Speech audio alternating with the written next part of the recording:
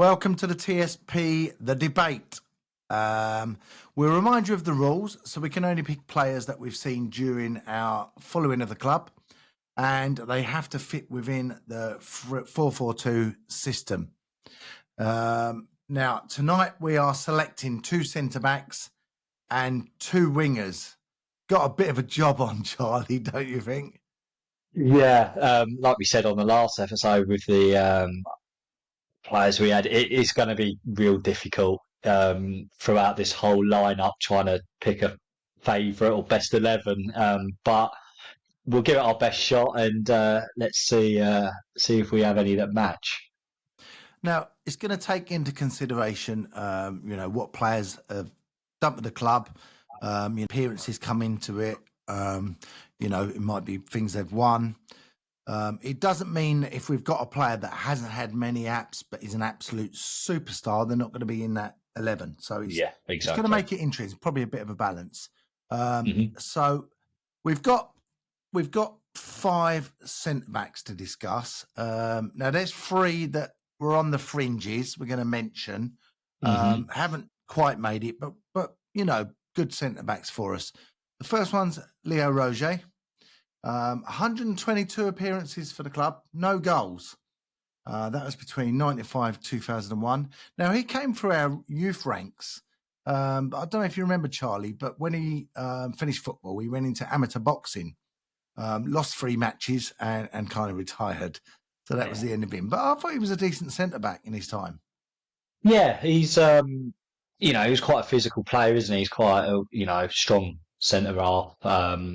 And I think, funny enough, I see him, I think it was last season, there was a charity game.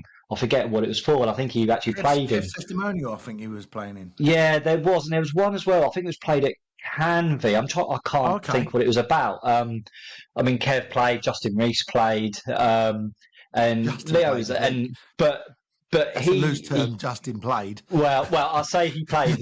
But to be fair, he turned up a bit late with a bit of a sore head. So I'll let you guys put your. You could probably put 2 and 2 together there as the reason why. But yeah, Rojo was there. He was there, and he was funny enough. He was coming through the turnstile as I was turning up, and I thought he's still looking after himself. I think he may be a PT now. From what I can remember. He's obviously a very active, keeps himself fit and healthy. Yeah. And when in his playing days, he's a real strong centre half. So on the fringes, worth a shout. The next one on the fringes, no goals, 109 appearances, still going. Harry Taylor, one of our current boys. Joined us from Barnet. Now, Harry's an interesting player because absolutely fantastic defender, but when we signed him as a centre mid. Now, if I remember, it was during the embargo, and we had a few injuries, and we ended up having to play him at the back. And he's been there ever since. He's been immense. Yeah, what a hell of a player, isn't he? And he's really just getting stronger and stronger with every game that goes. I'm not sure if he ever played centre-back, to be fair. If he had played at Barnet at centre-back, I'm not too sure. As I say, when he was with us, he played... I can tell you. He played there with Chelsea Youth for 7 years. Did he? Right. So, he's a decent setup, obviously, a Chelsea Youth team. So it's not a bad way to, break in, is it? And I think it shows because... I think it's fair to say that when he was in midfield, he probably didn't see the best of him, to be honest with you. Yeah. But at that back, with part of the back 3, oh my God, what a player we've got! For me, I think he's really underrated in my eyes. He goes about his business, and because he's just, we touched on it on the podcast yesterday. I think because he just goes about his business. And he's constantly a 7, 8 out of 10 game in, game out. No one sort of notices him too much. He's never indifferent. Yeah. But what he is, he's consistent and he's brilliant. There's times where you think, oh, player's got the better of him. And he makes that recovery, tackle, he's tracking of players. I'm so impressed with him. I really am. And I think, he's got a really good career ahead of him if he carries on the way he is. What I love about him, I mean, these days football has really changed over the years. Certainly since I've started watching it, and now you've got to be so careful when you go to the ground because players just fall over so easily, and the refs are conned. But Taylor, you see him time and time again going in for that slide tackle, which is quite rare these days. See a slide tackle, but he times it so perfectly, and the way he does it, it's almost like slow motion, and the ref can see that he's got the ball clean, very much like Bobby Moore used to do. He's just so good at that, and he's so composed on the ball as well. He's just a fantastic defender. I think he reads the game. He's there. Yeah, I think he reads the game really well as well in that position. He can, as a centre half, he can read the ball come in and stuff, and he's only going to get better as well. The more games he plays. So, to not getting our top 5 that we're going to discuss, it obviously says standard they are. We've got one more that's on the fringes. Has only made 39 appearances for us, scored 6 goals. Another current. Ben Goodliff joined on loan last season, then on a permanent this season from Colchester. If he keeps going the way he does, he could be going in the same direction as maybe some of our top 5, I feel. Yeah, I have to agree. I really enjoy watching Ben Goodliff for a couple of reasons. I think he reminds me of, I mean, we'll probably talk about, and I won't go into actually, we'll probably cover him, but he reminds me of someone else who's in our top 5. He's just a typical old-fashioned centre-half, no nonsense. I think centre half that puts his head everywhere, and and you can see he's really. The second thing I love about him is you can see he's enjoying his football. He's got a smile on his face. I watch him quite a bit, like in the warm ups and stuff, and you can tell he's just loving it. He's a bit of a joker. I think that I can sort of see from him. But he's always laughing and joking But when it comes to the business side of things during the game, he's on it, and he's such a threat with his, for corners for us and free kicks with his head and stuff, and even his feet as well. Both ends. He's and not just headers. He's quite a composed. I mean, he scored that volley at Sutton, for a centre half, it ain't bad, and even the volley at Morecambe, wasn't it? I think so.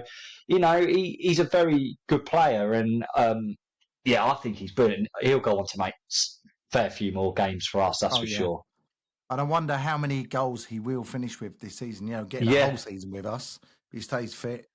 And just like how fortunate are we to have 2 current centre halves, probably at the peak of their career at the moment, looking really, really strong. Like really fortunate. Yeah, we are. And he also started Tottenham Youth. I don't know if you're aware of that. So again, good pedigree.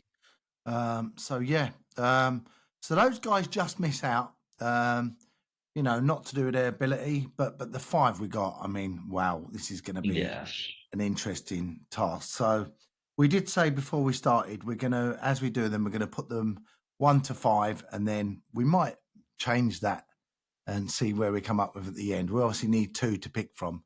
So the first one we're going to discuss is Adam Barrett. So 2 spells between 2004 to 2010, and then his second spell with us was with between 2015 and 2017. In total, for them 2 spells, 306 appearances and 31 goals. Pretty impressive. Looking at his honours, now Football League Trophy runner-up in 045, then League 2 playoff winner in 2005, League 1 winner 2005, 2006, and League 2 playoff final winner 2015. And he obviously went on to play a higher level with Palace and Bournemouth. What a player to start with. I put a thing on Instagram and it was asking what made you fall in love with Southend United, and he for sure is one of those players for me. I absolutely worship the bloke. There's a lot of Barretts on there, that's for sure. There is. I mean, he is a firm fan favourite, isn't he? I think you're going to be hard pushed to find any Southend fan that's got a bad word to say. He's an Essex lad, and he epitomised wearing the badge. Do you know what I mean? Like he loved the club, and you could see the passion. There was games against Colchester. I remember him, scoring, banging one in, and going absolutely mental, and just. Yeah, So when I'm saying about Goodliff, he's exactly who he reminds me of. Yeah, he's got the makings of him. And we said, Goodliff's on 60 season. I think Barrett's first season with us, I think he scored 11 goals. Like for a centre half, it's a great return. So we can churn out these good defenders. And for Barrett, he's just what a player, absolute player. And he obviously played in that game when we beat Man United as well. He was one of those. He's played some big games for us, playoff finals. LD the Chelsea, the Chelsea goal. At home, when we went on to lose 4-1, but I mean, he gave us hope with that, and it was a decent strike as well. He's been involved in some fantastic games.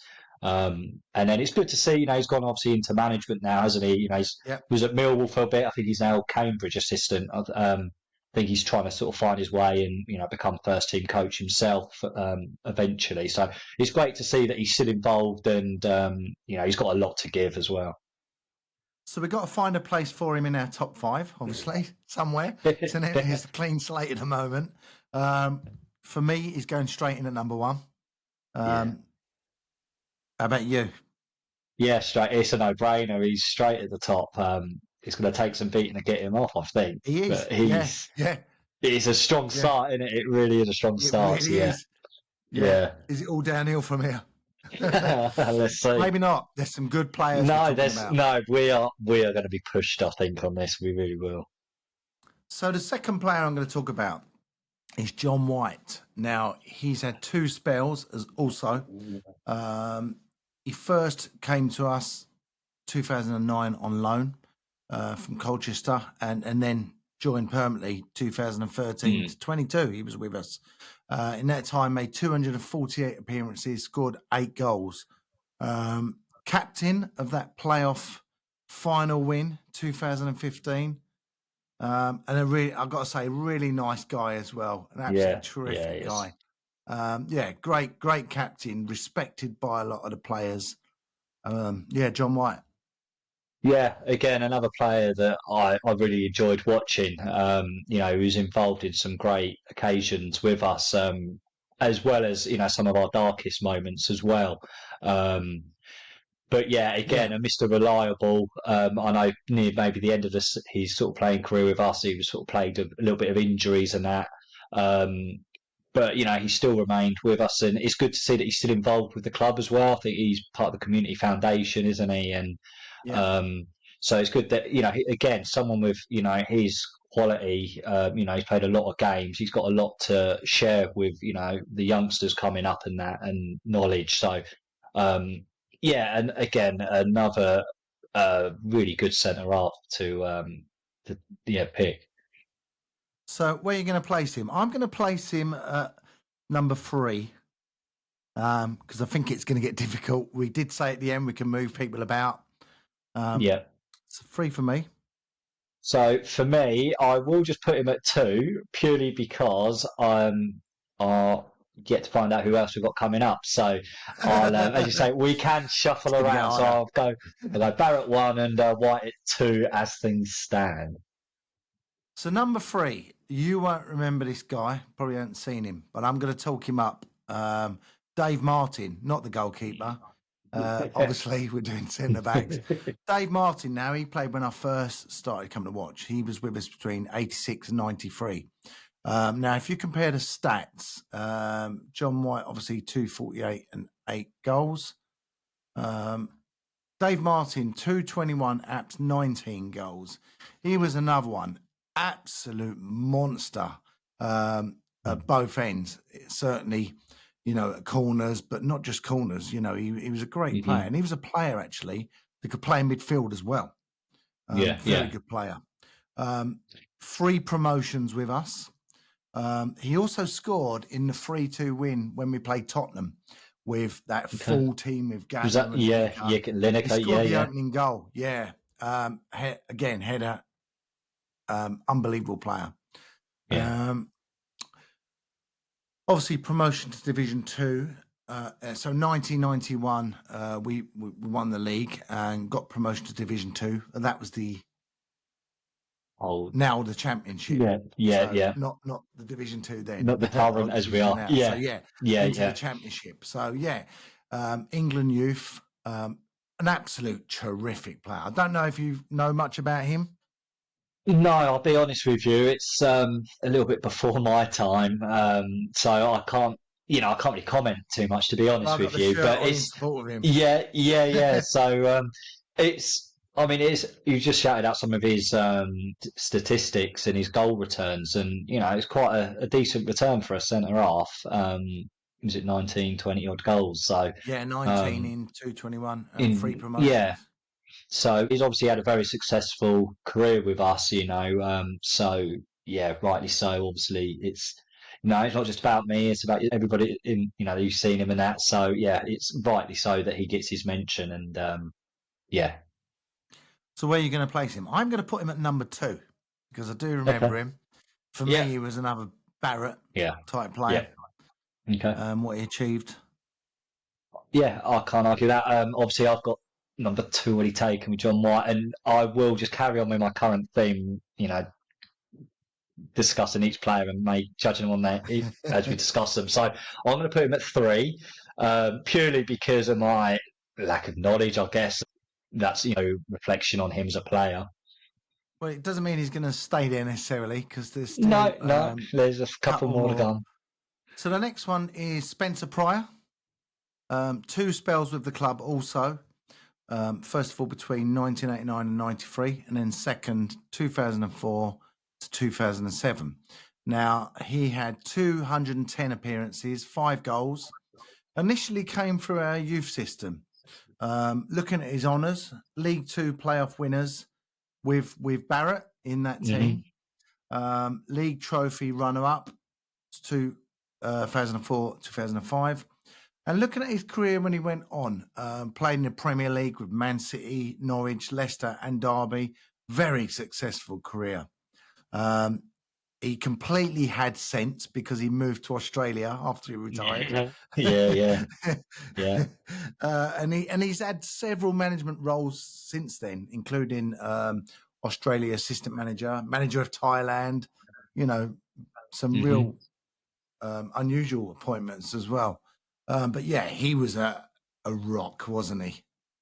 Yeah, I mean, I remember him more so for his second spell with us. As you say, alongside Barrett, he was a real commanding defender, of real quality as he proved as he moved on from us. And as you mentioned, some of the teams they played with and in the Premier League. So it's no surprise that he got those call-ups, because he was a very capable, very good player. So yeah, I think maybe had learned something off of him, maybe because they would have played alongside each other for a fair few games. Barrett obviously was better. Yeah, exactly. We spoke about having Taylor and Goodliff currently, so Barrett and Pryor ain't too bad, was it? And I remember Pryor, his first time round as well, when I first started coming to support the team.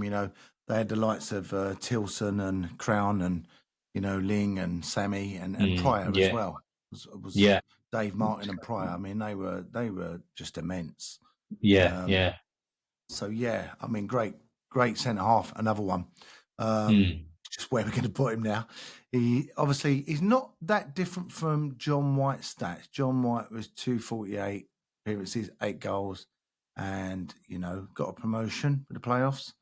Spencer Pryor, the same playoff promotion, 210, 5 goals. The only difference is obviously he went on to have an amazing career in the Premier League as well. Yeah. But this isn't necessarily about that, isn't it? Is what you can say, I think. No. Yeah. Oh God, this is where it gets hard. What are you going to do? Where are you going? You're going 4. So You're going to move it. I'm not. I am going to move it. This is where the bit of shuffling comes into play. So I am going to slot him in at I'm going to slot him in at number 2 for me, and White and Martin will drop down into 3rd and 4th. The reason he does edge it just over White for me is, as you touched on, the career that he went on to have after us.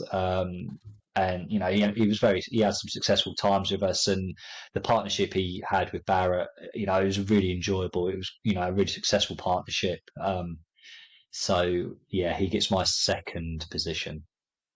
So I'm gonna move John White down to 4 and slot Pryor into 3. Now this is where it gets interesting. So the last one we're going to talk about now, I completely forgot about this guy, and I have to tell you the story. So I kind of thought that we would both pick Barrett in the top 2, for what he's achieved. Yes.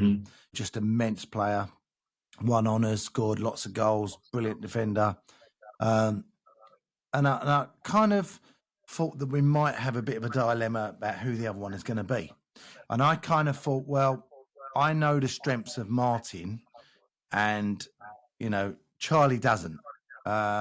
Whereas, you kind of know those other guys. So I thought we might have a difference of opinion. So for me, it was Dave Martin. But then, so what I did, I actually texted Chris Phillips today and said, Chris, might need you as a referee for a debate. And he went, what's the debate? So I told him, and I said, we've both got, I'm not going to say who the players are, but there's one player that we kind of, I think we'll both pick. And these are the other guys. I said, what's your opinion? Who would you put? And he went, where's Leon Colt? And I went, oh yeah. Oh. And I went, no, I said he's on. No, I said no. We were going to mention him on the fringes, and then I realised I was thinking about Leo Roger. Yeah. And then I was like, oh my god, Leon Colt. Yeah. And when I twigged, I was like, oh, what a player. Yeah. So looking at him, 137 appearances, not as many as maybe some of the others, but 11 goals. That's pretty decent return. FA Trophy runner-up. He was part of that team against Blackpool. 9 Guyana caps, we have to mention that. And I don't know if you remember, but he was the first defender to score a hat-trick for us.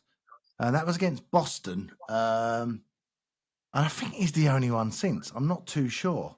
But yeah, he was such a threat, wasn't he? Particularly going forward. Yeah. Great in the air. And again, he had a top career. Played with Palace, Stoke, Charlton, Burnley in the Premier League. He had 2 moves at 1.5 and 1.25 million. Yeah, he was an immense player. Yeah, he was, and he was quite a presence, wasn't he? He was quite a tall centre. He was 6'4", 6'5", so he was quite a presence at the back. I mean, again, he was probably someone that I vaguely remember sort of as I sort of was starting to develop, going to games sort of a bit more regularly. But yeah, I remember him being, a real presence. He was, like you said, again, knew where the back of the net was, had an eye for goal. And again, just another great fan favourite. His brother was a striker, wasn't he? For Carl Court at Wimbledon. Oh, Carl, yes. As a youngster. And then he moved on to Newcastle in the Premier League, played, big career in the Premier League. So obviously he knew how to get goals. Knew how to, yeah, absolutely. Yeah, it's it just goes to show, isn't it? I mean, we say we go for it's not until you sort of do these sort of debates and you go through the players and you start to realise of the quality that we have had over the years. It's not just 1 or 2 that we're discussing, and we're just narrowing it down to 5.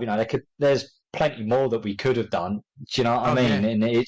Yeah. And it's credit to the 5 that we are discussing, because it makes for a really, really hard decision. It really does. Well, I said to Chris, thanks for making my night even more difficult than it already is. Yeah. Because I had Dave Martin as 2, and then as soon as said Leon Colt, and I looked more and thought about it, I was like, oh my God, yeah. what a player he was. How did I miss that one? And now I'm debating where to put him. Yeah, I mean, obviously, Dave Martin achieved a lot more. But yeah, Leon was just a monster. I mean, oh, dear God. I'm going to have to put him, I think. We can change it. Don't forget, we can change it. I think I'm going to have to put him at 2 and move the rest down. Right. Yeah, what are you doing? So I'm going to throw an absolute spanner into the works here now. Oh, Charlie. So Barrett's my number 1. That is he. It's going to take some pushing to get him off that spot. He's there. Yeah. I think he's not that was. Move. Now has Spencer Pryor at 2, John White 3, and obviously Dave Martin at 4. So I'm going to drop Dave Martin down to 5. As I said, I wasn't know too much about him, if I'm being brutally honest. Yeah. That might mean I get to pick one that I do remember later. Oh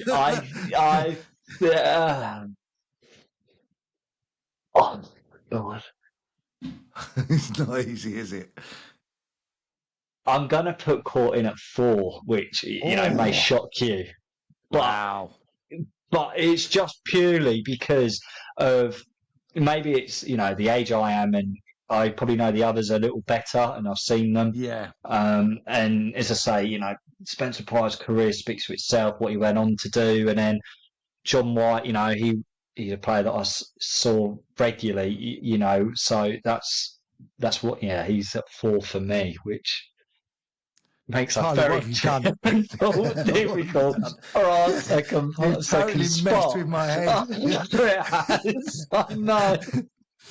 But I could have sat here and just gone, yeah, put him second, but it's got to be honest, hasn't it? And yeah, it's all about opinions and that. And as I said, and we had this problem. He did win. Leon Court didn't win a trophy with us. We could say, he went on to. Actually, they're reasonably comparable. He didn't go on to win a trophy. Almost did, FA trophy. But he did go on to have a career in the Premier League, and so did Spencer Pryor. But he did win a trophy. And that was league winners with Barrett. Yeah, you're talking it up. The other thing with Spencer Pryor, the other thing about me, you remember he also came through our youth system. That's I literally just about to say that he's a Southend lad. He's one of our own. I just think, for me, he's my second choice. And I'd just be hard to push him out of second. Just with as you said, the trophies he's won, the career he's gone on to have, and also he's managed at international level, albeit Thailand, but he's had he's part of our setup. He was part of our youth setup. He's a local lad. I've got him at number 3 now. But actually, thinking about it, like I said, those two are comparable. So listen, we're going to go with Spencer Pryor. So our centre backs ain't bad, is it? It's not, is it? They were the centre back pairing that won us a trophy. So exactly. So it ain't too bad at all. No. So we've got our back 4 now. So we've got Duncan Jupp, Chris Powell, and we've got Barrett and Pryor. That's blooming good. That's not bad. Not bad going. With big Flavs in goal, so you're not conceding many, and you're getting a few goals at the other end. Yeah. Right, happy days. Next bit might not be so easy. We're moving on to wingers. Yeah. So I've got a couple in mind, but my mind is changeable. I think one is a dead cert when we go through the stats. And then I kind of think it's quite open to debate. Yeah. I think you may be right. So we're going to go with, I'm going to start with Mark Gower. 203 appearances, 35 goals. He's another one that came via Spurs youth, and we've had so many of them. You won't remember Jason Cook, but he was one in the early days. Kev Mayer, obviously, Guy Butters. We had Lee Bernard, Ben Goodliff, Shaq Coolhurst. I mean, we've had probably a lot more. Yeah. So yeah, he had great pedigree and 203 appearances, 35 goals. So that was pretty decent. Looking at his honours, FA Trophy runner-up in 034. Again, that was the Blackpool game. FA Trophy runner-up 045. Wrexham, remember those. Division 2 playoff winners 2005. And League 1 winners 2005-06, which put us into the Championship. So an excellent career with Southend. He's another one who then went on to play in the Premier League. He had 5 years at Swansea, making 129 appearances for them. So very successful career. Later Charlton, and I think actually Swansea, they moved him more into a central midfield area. He was in England schoolboys. Yeah, great player. Yeah, he was. He was a really exciting player to watch, wasn't he? And another one, as you rightly said, went on to have a brilliant career. Obviously, he was part of that squad, that went on to beat Man United. Yes. So he was a key player in that. Just another player that really excited you when he got on the ball. Again, he wasn't the biggest of players, but on the wing, he had an engine on him. He was quite a skillful player. Could take. Yeah, exactly. So absolutely right that he gets a mention for sure. Tell you a story about him. I don't know if you remember this, but this is classic Southend. So on the 13th of December, 2003, we played Swansea City away. We're 1-0 down, early doors. 14 minutes, we equalised. Leo Constantine, remember him? Mm-hmm, 20 minutes, David McSweeney gets sent off for us for kicking out. We then go 2-1 up with Gower scoring a curler into the corner. 5 minutes to go. It stayed like that until 5 minutes to go. We got another man sent off, Jay Smith, for dissent. So we're now down to 9 men. Just 2 minutes later after that, Gower is subbed. And before the sub has got a chance to get on the field, Gower said something, and the ref has sent him off. Sent him off. So we go down to 8 men. We go down to 8 men, and then we score again, go 3-1 up, Mark Warren, and then Swansea score again in added time. We win the game 3-2. That is such a typical Shrimper story, isn't it? Yeah, I'll tell you, that would have been a hell of a game to be out, wouldn't it? I'll tell you, I'd have everything in that game, that's for sure. Fancy that though, as you're getting subbed, and I bet the manager weren't too pleased, I'm sure. At the time. I can't come on now. I bet the manager's absolutely fuming. Yeah, I bet he had a few fines, to say the least. But unbelievable. I think. Yeah, but I mean, he obviously went on to redeem himself, didn't he? So fair play to him. So Southend. But yeah, Mark Gower, terrific player. So I've got to put him straight into number one, taking consideration what he won with us. Several finals, couple of promotions, scored a lot of goals. Great player, had a great career. So number one for me. Yeah, I'll match you on that. Number one. It's easy at the moment. It's a clean slate. Yeah, so should we stop now?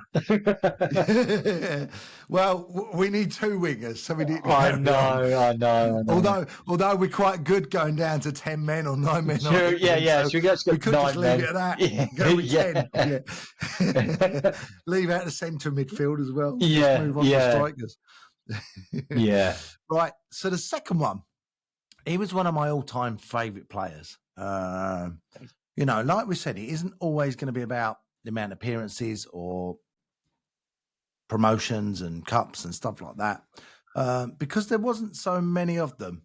He had one season or one and a bit season, but a terrific player, and that's Ricky Otto. Now, we got him from Leyton Orient for 100,000, and he was part of that Barry Fry era. Now, I remember it well because I remember we got to the top of the league in the championship, had a terrific side, and then Birmingham came calling for Fry. That's and right. Unfortunately, he took Ricky Otto with him. Yeah. So, yeah. We got £800,000 for him. So we made a really decent profit.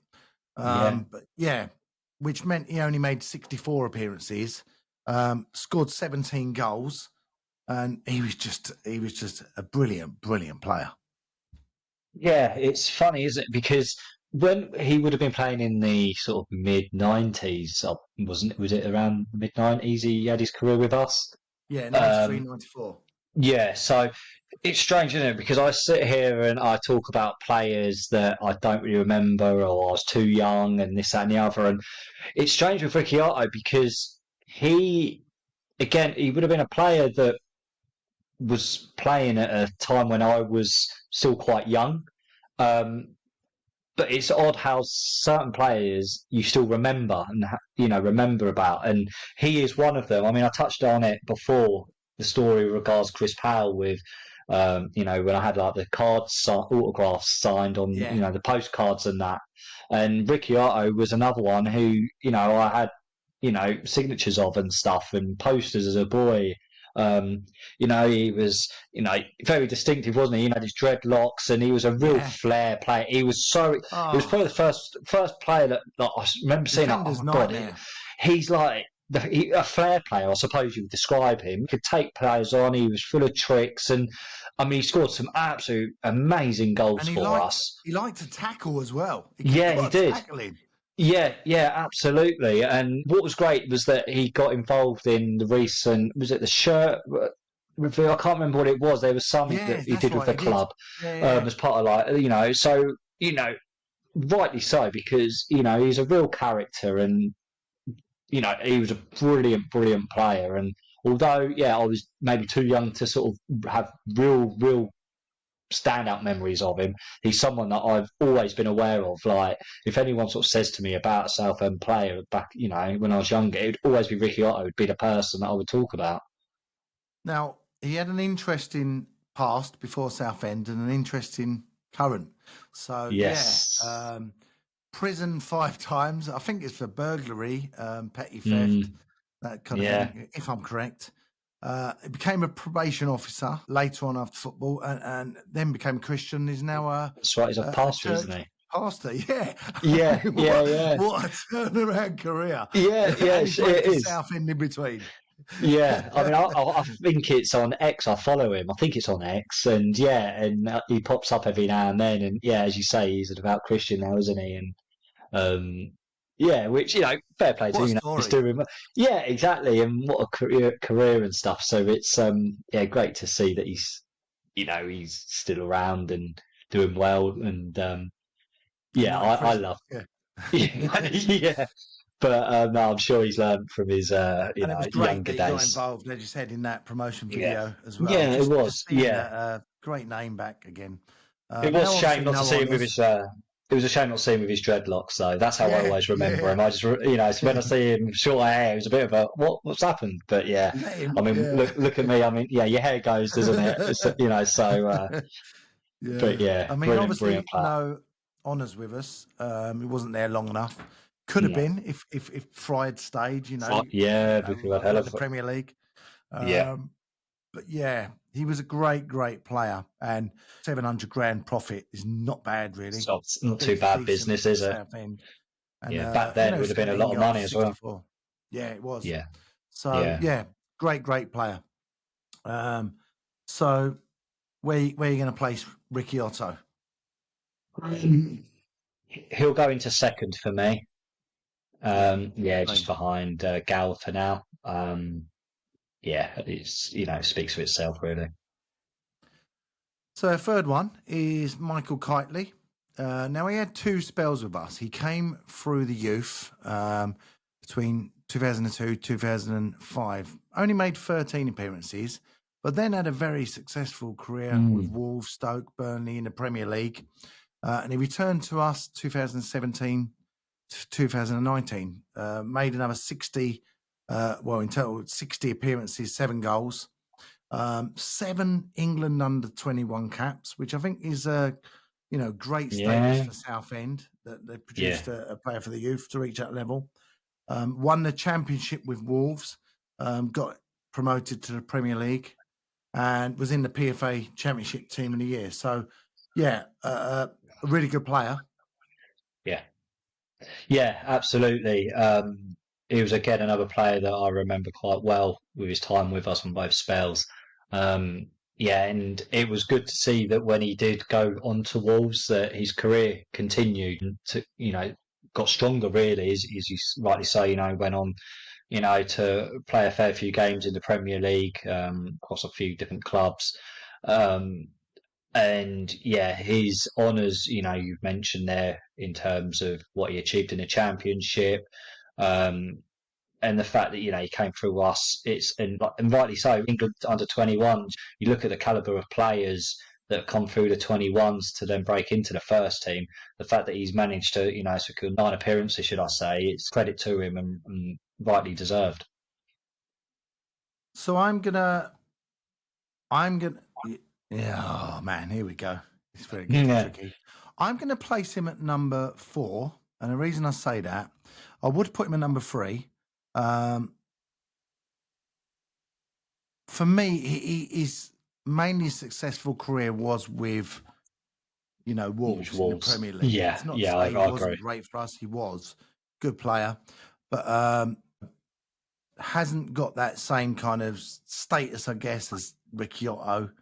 So I can't put him above Ricky Otto. And I'm putting him at 4 simply because I have a feeling that I might have more difficult decisions to make. And I want to make space for 3 and a bit of manoeuvring. I'm going in at 4. What about you?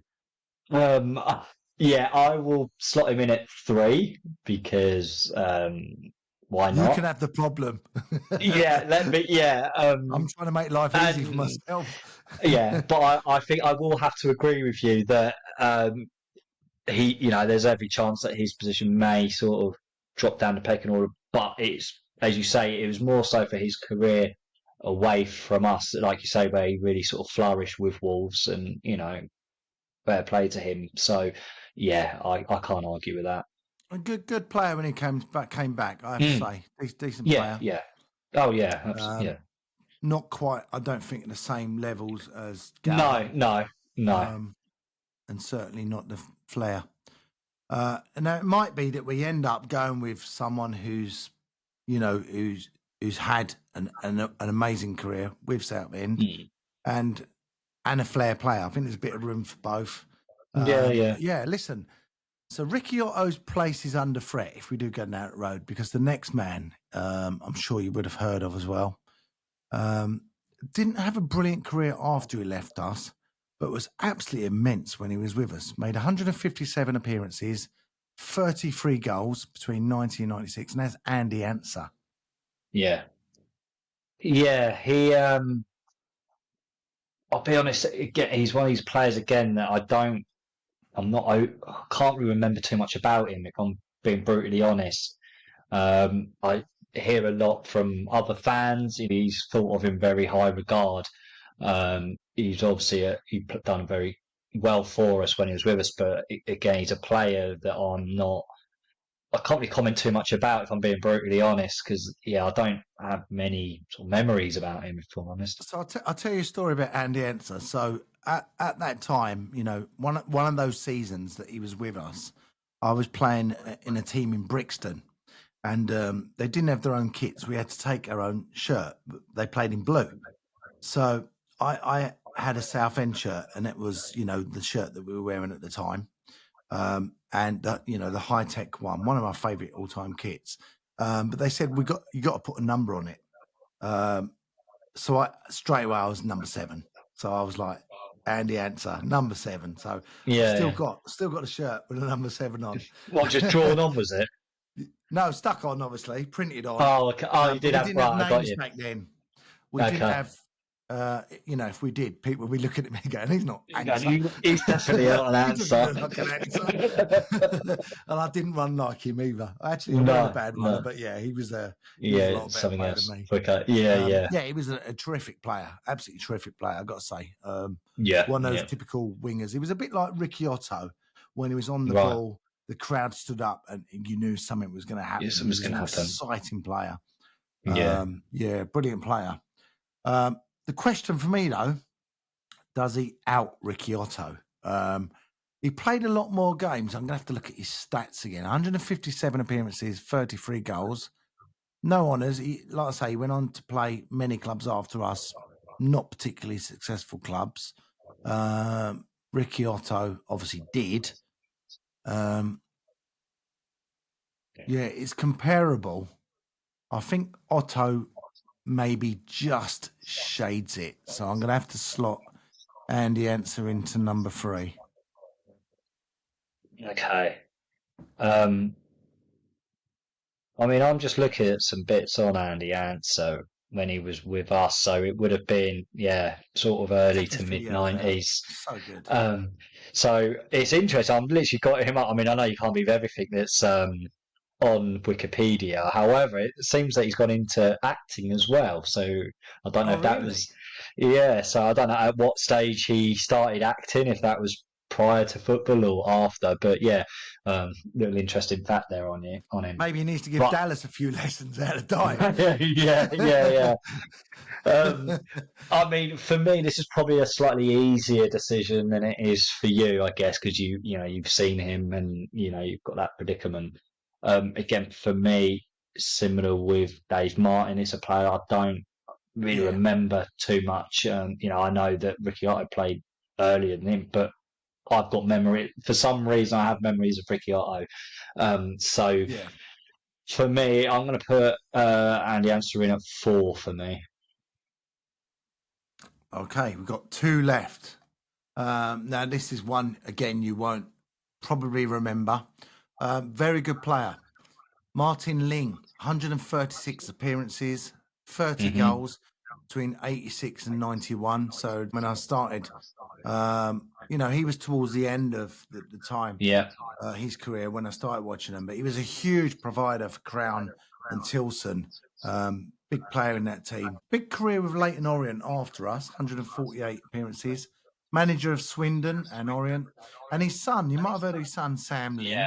He's been at Leyton Orient for, 80 appearances. Dagenham now since 21, 159 appearances. In England, so tagged after his dad a little bit.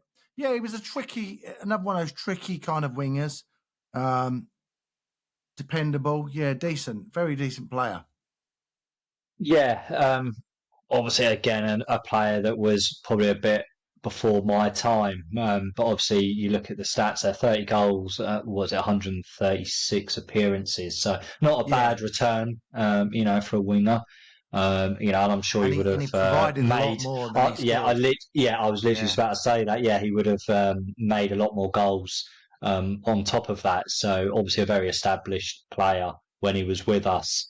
Again, I can't comment too much in terms of what I remember of him, but his sort of stats speak for themselves. I appreciate really worthy shout out for him.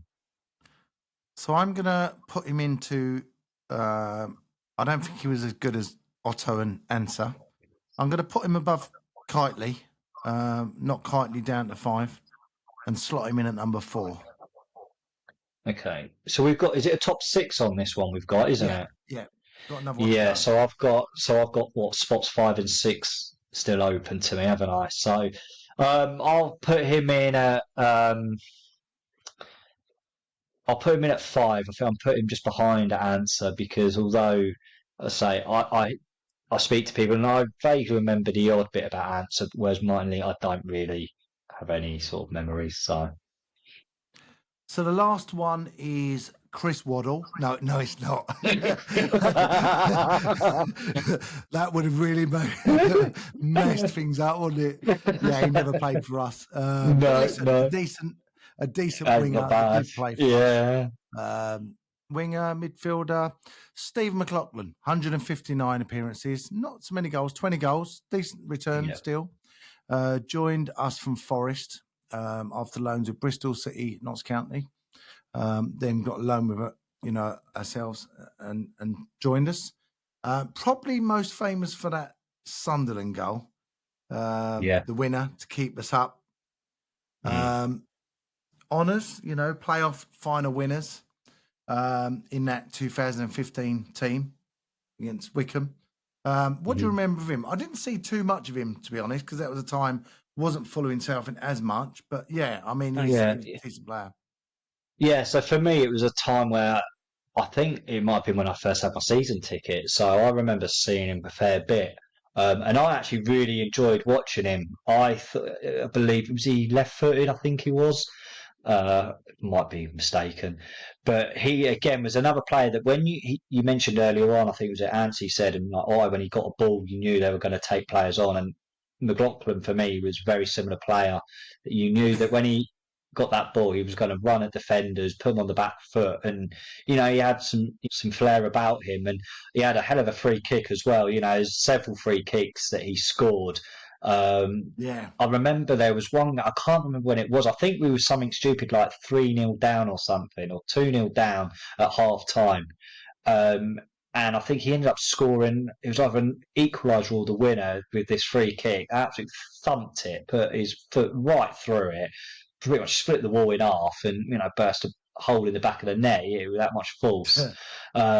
So that sticks out in my mind. And I think, I can't remember if he was part of the Phil Brown squad that narrowly missed out when we were going for playoffs. And I think we lost out to Millwall on the final day, I think it was, to clinch the last playoff spot, which, I think that was a season, we could have really got promoted, really. We're really unfortunate with the squad we had. And I think I'm right in saying he was part of that squad. But yeah, he was a player that I really enjoyed watching, I must admit. I've got a lot of memories of him. Okay, so you tell me where you're going to place him. Now, this for me is a tricky one. It really is. Oh my God. I did warn you. So, I've got Gower at 1, haven't I? And Otto 2, Kiteley 3, and then Martin, Ling, and Answer.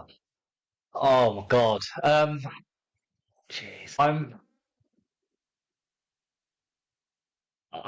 going to put him. I'm going to put him at 3 and drop the others down. I'm going to leave Ricky Otto where he is, and the only reason I'm going to keep Otto where he is because he's like one of my very first memories. There's a bit of a nostalgia to it, but I also know of the quality he had, and I'm not saying McLaughlin hasn't and the others haven't, but for me, he was the first sort of real exciting player that I'd heard of, and so there you go. I'm putting him at 3. Okay. Well, yeah, I'm going to put him at 6. I was toying whether to move him to 5 or not. I mean, I haven't seen a lot of him. I've obviously not seen him live. I've seen him on videos and stuff. And yeah, great player. The difference for me is Kiteley, I think, had probably a better career at the top end. Yeah, I agree. Yeah. But he did win, as you said. He was in that playoff team. So yeah. So it looks like 1 and 2 is Gower and Otto. Now, to be honest, looking at Otto, he was only with us 1 year. But had an amazing year and earned us a lot of money. He was one of those terrific players, like you say. And I think we can afford to have one of those because we've got such a solid back line. And we've also got to pick 2 central midfielders, one attacking, 1 defensive. So we can afford to have a flair player, a luxury player. So Ricky Otto deserves his place in the team. I think so. And Mark Gower. So it's starting to take shape now. Yeah, it's not looking too bad, is it, really? Yeah. When are they playing? So I'll tell you what would be Becky good. or Could you so. imagine if we could get all these players together for like a charity game, like a TSP Flipping 11? heck. That would be a hell of a game, wouldn't it? That would Blimey, it be really would. incredible. Really would. Yeah, yeah. Well, we've got a difficult job in episode 3. We're going to be looking at, as I said, 2 central midfielders. So we need to look at 2 different types of midfielders with that 4-4-2 system. So attacking kind of player and more of a kind of defensive. Yeah, brilliant dog work. And then it'd be 2 strikers to finish with. And I don't think that's probably going to be the hardest job of the lot. I think, I think you're right. It's that and the centre halves, I think, are real difficult. And the keeper. Well, I think every position has been, hasn't it? Keepers were the same. So yeah. But it's looking a very, very fine team. Like you said, if they put that team together for a charity game, it wouldn't be bad at all, would it? No, it wouldn't. No, it'd probably have to be walking football by now. But yeah. Right, we'll see you in Fantastic. episode 3.